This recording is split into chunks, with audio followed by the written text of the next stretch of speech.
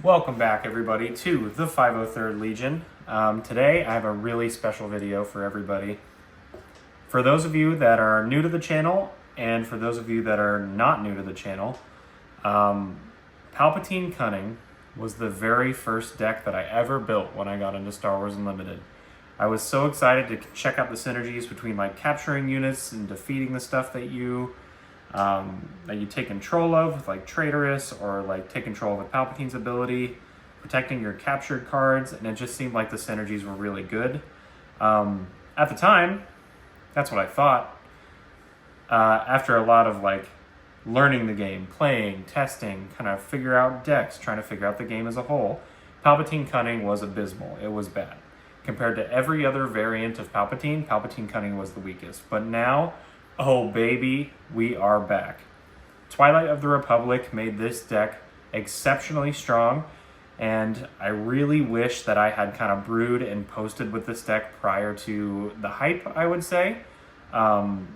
Most of the people who are playing this game competitively have probably seen the 55 card Palpatine value pile that was piloted in the EU.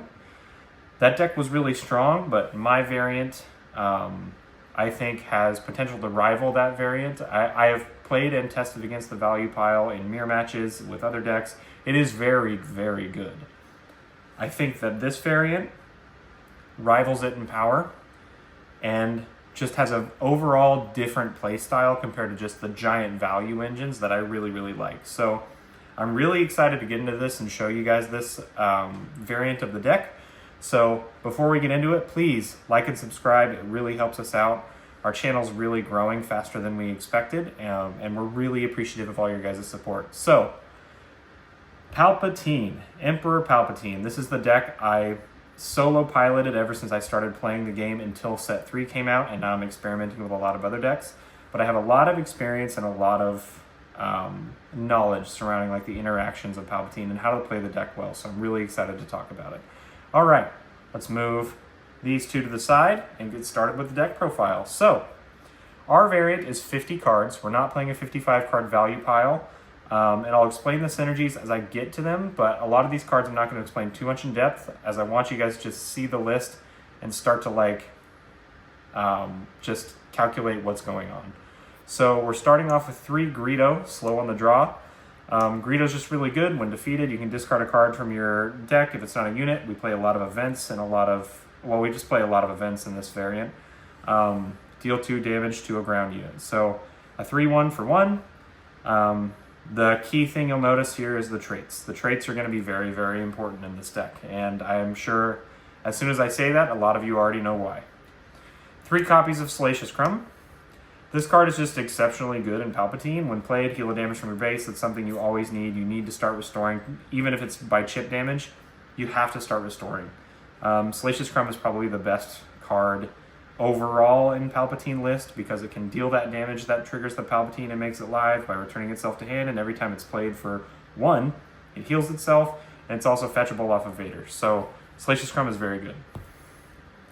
Also, Underworld. We're on 3 Bazine Nettle, Spy for the First Order. One of the cards that got me into the game in the first place. I played Magic for a long time. Well, not a long time. I played Magic for a while. Thoughtseize was one of my favorite cards. Bazine is Thoughtseize on a 1/3 body for 2, and nicely has the smuggle keyword. So the other important part of Bazine is Underworld trait. 3 copies of Super Laser Technician. Any Villainy Green deck, they really just call to me at this point. I'm not going to try to sugarcoat it. I really love these Villainy Green decks. Super Laser Technician is just one of the best cards. It ramps you fast, you defeat it with Palpatine, damage something, draw a card. Very, very good. All right, 2 copies of Bosk. Hunting, or Deadly Stalker. Sorry, Hunting is Prey is the leader. 2 copies of Boss Deadly Stalker. I kind of want to bump this up to 3. I'm going back and forth on these ratios right now.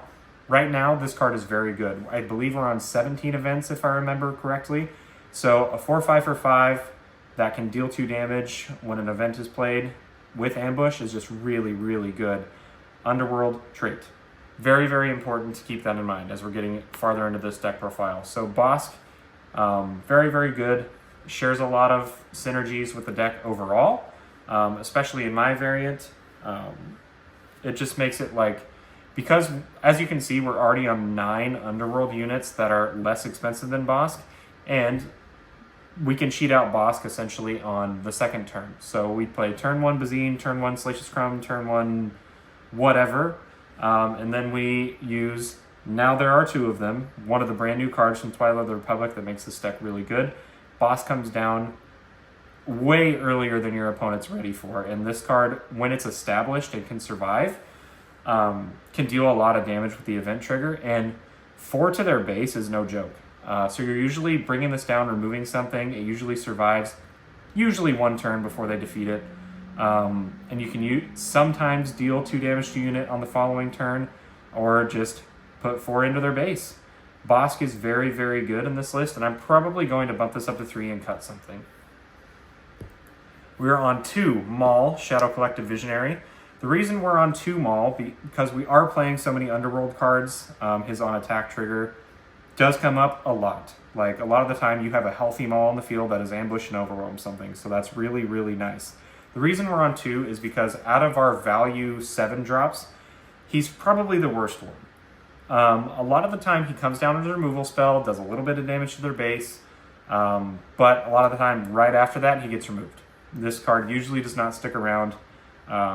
He gets killed very, very quickly because he only answers 1 thing, right? And by the time you're getting to 7, usually tapping out and playing 1 7-drop that removes 1 thing is not enough to like retake the board, right?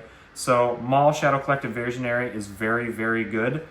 Has the Underworld trait, obviously very, very strong. With now there are 2 of them, but I think between all the 7s that we're playing, this is the worst one, so that's why we're only on 2 of Maul. Alright, one of the new cards from Twilight of the Republic, Cad Bane, Hostage Taker. This card is absurd. This is one of the reasons I wanted to look back into Palpatine Cunning, because this card, and now there are 2 of them came out, shares the Underworld trait, so most of the cards you've already seen in the list synergize, but now there are 2 of them to bring this out early on Resource 5, if you want to. When played, it captures up to 3 enemy non-leader units with a total of 8 or less remaining HP. It's usually sucking up 2 units, it's sometimes 3. It can remove big stuff. And then on attack, the defending player may rescue a card they own guarded by this unit. If they do, draw 2 cards. So if you attack with this, deal the 7 to their base or deal the 7 to another unit. Cad Bane doesn't die, right? They can choose to rescue one of the units that he has captured, but you get to just value off of that so hard. Drawing 2 cards in Palpatine and getting into your other bombs after you've played a Cad Bane is just like so good. A lot of the times the play is to just hold the cards that you captured and just attack with your other stuff and make them like desperately try to overcome that Cad Bane, because this like sucked up a lot of their value that they played over the previous turns, right? So a lot of the times they're trying to remove this Cad Bane, and that just allows you to attack with your other units, play more cards, defeat stuff, capture something, or take control of something with Emperor Palpatine. Cad Bane synergizes so well with now there are 2 of them and all of the Underworld cards we're playing. This card, I love this card. It's so busted. I mean, this card is so good. My favorite card in the entire game of Star Wars Unlimited, Darth Vader commanding the First Legion. I mean, we're in Villainy Green. I'm playing this card. One of the best cards they've printed to date. Ambush. When played, search the top 10 cards of your deck for any number of black units with total cost 3 or less and play each of them for free. Comes down as a 5/7 ambush for 7 that also recruits more units for you. It's just, I mean, Darth Vader is so awesome. Every time I resolve this card, I just feel so good. The only Imperial we're playing is, that you'll have probably noticed by now, is Super Laser Technician. So a lot of the times you can play this early. It depends on when you draw into your Super Laser Techs, what the rest of your hand looks like, what the board state is. A lot of the times you won't be valuing this out with now there are 2 of them, but it is nice when you do to be able to play this early, remove something, fetch more cards. Really, really good. Obviously, Darth Vader, my favorite card to play in the entire game. I just love this card so much. Every time I resolve it, I just feel like, oh, why do I ever play anything but Villainy Green? 3 copies of Reinforcement Walker. I'll get into why we're on 3 copies of this. We are not on Timely Intervention. I know that's what a lot of you are thinking so far. But Reinforcement Walker is just one of the best cards in Palpatine in late game because it recovers you. So a lot of the time you take a lot of damage because this is hard control. Even though this style of deck is a little more aggressive, it's still considered hard control, right? So Reinforcement Walker, when played on attack, look at the top card of your deck, either draw that card or discard it and heal 3 damage from your base. Notably a vehicle, you can't cheat it out, and now there are 2 of them. Even then it doesn't have traits that you could do that with. But this card is very, very good, and I'll get into why in our list specifically a little bit later. That does it for our ground units. Now we're moving on to the space units. So we've got 2 copies of Cartel Spacer. This card's really strong, can be fetched off Vader and coupled with Salacious Crumb. It can't couple with Bazine, but it can couple with Salacious Crumb, so a lot of the times you can get this and Crumb. If you control another yellow unit, you can exhaust something with Cartel Spacer. It's a 2/3 space body. It's just a strong card. This is probably a flex spot.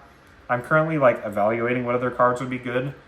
This one just synergizes the best with Vader overall to kind of maximize your value off of fetching with Vader. So this really helps the statistics or the numbers with your Vader recruitment.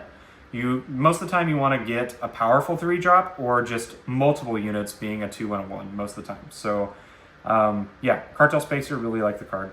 2 copies of Lurking TIE Phantom.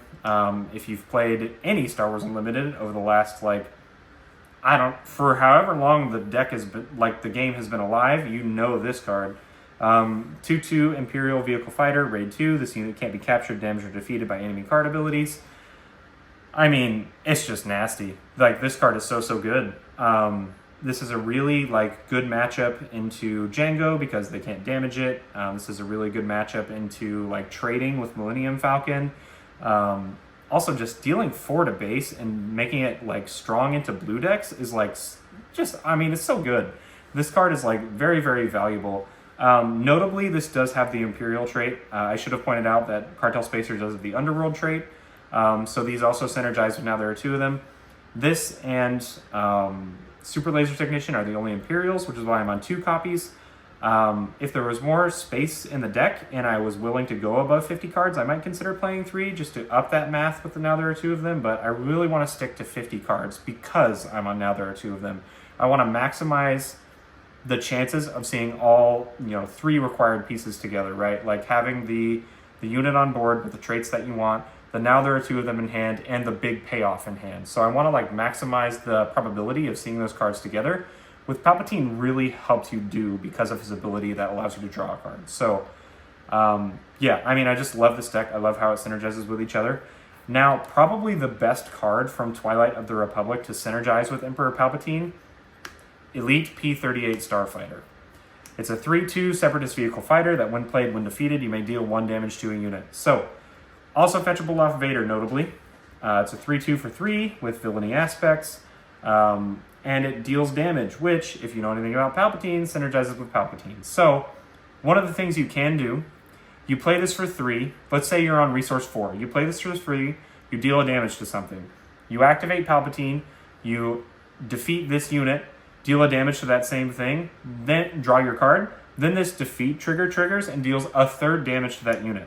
So this just makes Palpatine removal for so many units by itself. And you also get to draw a card. So it's just oh man, it's so nice. This card is really, really good. It really comes in clutch in this variant of Palpatine. And I'm just loving playing Cunning. I am loving playing Cunning. It's so strong right now. Next, last but not least for space units, 2 copies of Devastator. The best space unit in the game, in my opinion. Even better than Avenger. Sentinel Overwhelm, when played, you may deal damage to a unit equal to the number of resources you control. You get to pick what unit you kill. It's a 10-drop, 10/10. Sentinel Overwhelm in space. Saves you from the Jango nastiness that they always try to do. Most of the time they're going to waylay it to get it off the field so they can deal damage to you. Yeah, Devastator's, he's Devastator. He's so good. Okay, that'll do it for the space units. I apologize I'm talking fast, guys. I'm just really excited to share this deck. It's something I've been brewing. It's something I've been testing. It's something that's performing really well. So I'm really excited to start taking this to more and more events and start mastering the deck, essentially. Okay, on to events. We have 2 copies of No Good to Me Dead. you want to play the 2-drop over like Frozen and Carbonite because this is just overall better. Exhausting unit can't ready this round. It means that they can't ready because of the regroup phases during the same turn, so the next turn it's also shut off. It just prevents like those big units from attacking you and dealing a lot of damage. You want like low cost events like this because you're in a control deck, so it helps keep you alive. Doing this to like, your worst matchup has always been and will always be Sabine Wren. So this card being a 2-drop, like exhausting their really aggressive value stuff is really nice. Yeah, you just really need to maximize your value with the resources that you're spending. So No Good to Me Dead is one of the best ways to do that. 3 copies of Resupply. We're ramping. This is what green does. Yeah, that's Resupply. Don't gotta explain that one. Oh man, probably the best card from Twilight of the Republic. Now there are 2 of them. This card is incredible. As you can see, we play so many Underworld units to spam out those giant Underworld payoffs. We're playing Maul, we're playing Cad Bane, we're playing Bosk. This card allows those units to come down earlier than your opponent is ready for a lot of the time, and allows you to curve out a little stronger. A lot of the times this is a -1, quote unquote, in card economy, card value. But because we're in Palpatine and we're drawing cards, defeating our own stuff, we're making up for that loss. So this card is not as much as like a headache if that unit that you play early with this gets removed, because we're drawing cards to replace the cards that we're using to play that unit. The other thing that's really nice with Palpatine and why this synergizes so well with him is because you can only activate this card if you control exactly 1 unit. That's really nice with Palpatine because we're defeating our own stuff to ping stuff for damage and draw cards. So we're seeing our pieces more often. We're making this card live more often by our own choice instead of waiting for our stuff to be defeated. And we're getting exceptional payoffs with this card. This card in Palpatine is so good, and it is very synergistic, which is why I don't want to play the 55 card value pile, because I want to play this card. Like, this card is so good with Palpatine, and I just want to like keep experimenting it, keep seeing what I can get away with it. And the card is just so much fun to play. It's really fun to get those big values down early. Okay, now for my kind of like spice to the list. As you can see, we're on a heavier dose of vehicle units, which does not synergize with now there are 2 of them. But that's because we're on triple Dark Raid. We're playing triple Dark Raid in our Palpatine list, which is why Reinforcement Walker is very, very good in this list, because it's basically the same as Timely Intervention, except with triple Dark Raid, yes, this returns to your hand at the end of the turn, but I'm not locked into ambushing something, so I don't have to ambush a unit. It gets the When Played trigger, and it takes 2 actions, yes, but I'm paying less for this card. I can pay 6 to play this, where with Timely Intervention, I have to pay 10 to play this if I'm smuggling the Timely. So I'm paying this for under its cost. I'm still getting 2 triggers, which keeps me alive, keeps me in the game, or gets me more value. And I can attack base for 6 instead of having to ambush something to get those 2 triggers. So, if that makes sense to you guys, that is why Reinforcement Walker with triple Dark Raid is like gross. It's one of the things I was really experimenting with when I first started playing the game. When I was playing triple Dark Raid, I was like, wow, Reinforcement Walker is really fun to play with. How can I maximize my value off this card? My friends pointed out triple Dark Raid to me, and I was instantly sold. I was like, wow, this card's amazing. Unfortunately, Cunning Palpatine at the time was bad, but now Cunning Palpatine is amazing, and triple Dark Raid with the 12 vehicle units that we're playing is so awesome. Right now, I haven't run into a lot of issues with these 2 in the same list, and a lot of the times your opponents are not expecting this card to come out, so it's just like super, super valuable, and it can be very impactful. So I hope you guys like that kind of like angle to the deck. It's very, very good. One of the best removal spells in the game. We're on 3 copies of Overwhelming Barrage. This card is always live in this list. I know I said in my Palpatine Vigilance deck profile that I had cut this card to 1, and I probably shouldn't have been playing it at all. With this, we always have units, and we're cheating out big units early, right, between these 2 cards. So those big units, if we Overwhelming Barrage following the turn that we play them earlier than we're supposed to, whoa. I mean, we're dealing a lot of damage all across the board, and it's really, really good. Also, one of the most beautiful hyperfoils in the entire game, in my opinion. Overwhelming Barrage is just so damn good.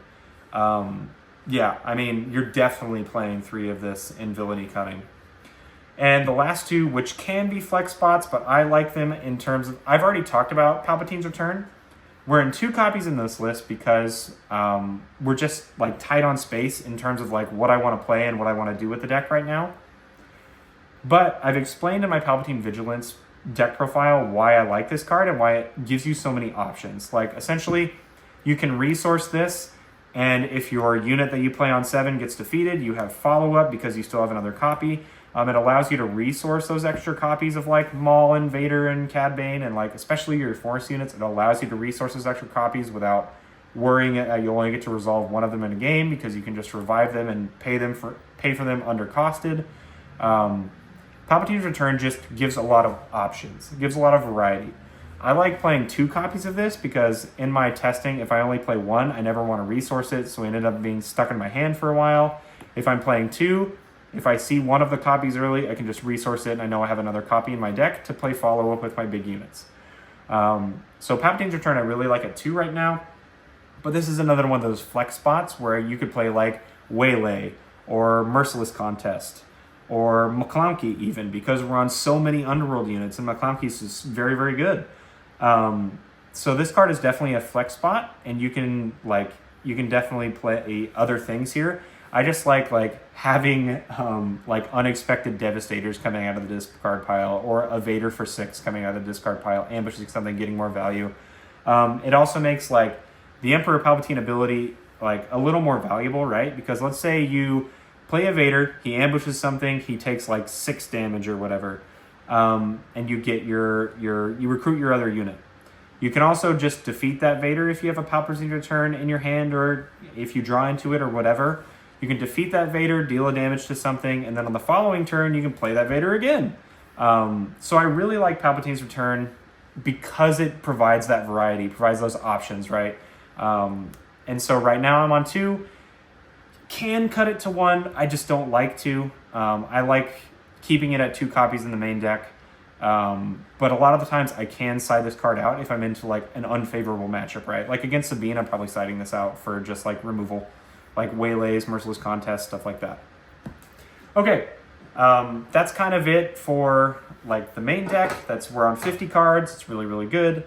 Side deck options. I don't have the side deck constructed right now, but I do have some options that I can show you guys that I think are valuable.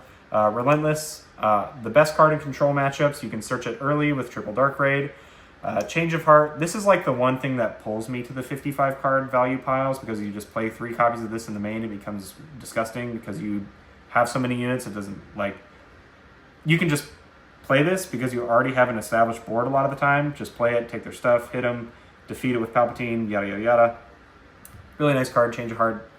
McClunky, we're on 1 million Underworld units. We get to deal 3 to a unit for 1. I mean, that's just crazy. One of the things you can do is you play Bazine on turn 1, rip a card from their hand. Turn 2, you play McClunky, bounce your Bazine, deal 3 damage to the unit that they play. Then you play the Bazine again and rip another card out of their hand, so you can really ruin like their curve on the first 3 turns if you play McClunky and Bazine. Unmasking the Conspiracy is another good option. It's just more like hand-ripping hand value. And then obviously like Waylay and then Merciless Contest are also really strong options for the sideboard.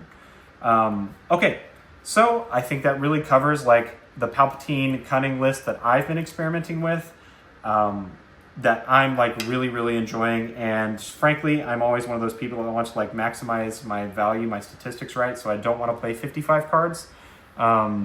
But I'm really, really enjoying this 50 card list. And in my testing, it has gone toe-to-toe with the 55 card value pile, and I haven't had issues like winning the mirror match. And it seems like they're on very even footing. The value pile has a little bit more of an early push, but in the late game, I think this deck just kind of overwhelms it. And then to handle those early pushes, if you see the now there are 2 of them and get into the Cad Banes, the boss, you start to just take over the board and really just kind of push them out. And because you're not like value piling, you can make their Palpatine dead a lot more than your Palpatine is. So you can defeat their smaller stuff by defeating the fewer units that you're playing. Instead of playing a million smaller units, you're playing fewer units. So their Palpatine is dead a lot of the time because you're killing your own stuff. So yeah, let me know what you guys think of the deck profile. I'm really excited. This is probably going to be the deck that I play for most of this format. I know it's funny. I was so excited about Twilight of the Republic and all of like the new leaders and stuff, and I'm just back to Palpatine. I just love this leader so much. I'm really experienced with it at this point, and I feel really comfortable with the deck. So again, thanks so much for watching. Please like and subscribe. Let me know what your feedback is, what your comments are. I'd love to hear them. And again, thank you so much. This has been the 503rd Legion Emperor Palpatine Cunning deck profile. May the Force be with you.